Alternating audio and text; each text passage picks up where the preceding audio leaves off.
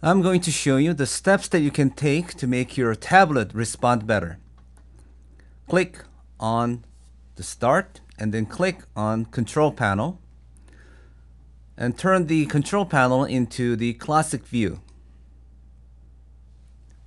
Now you can go click Pen and Input Devices, double click on this, and you will see this. Go to Flicks and uncheck this. This should not be on. So leave it like that. Next, go to System, double click, and click Device Manager. In my case, I don't have admin right, but in your case, you should be able to access it without any problems. There, you will have this Wacom Virtual HID driver.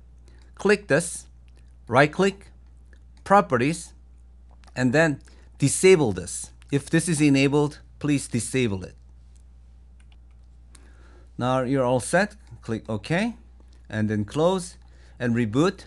Then your computer should respond much better when you're using a tablet.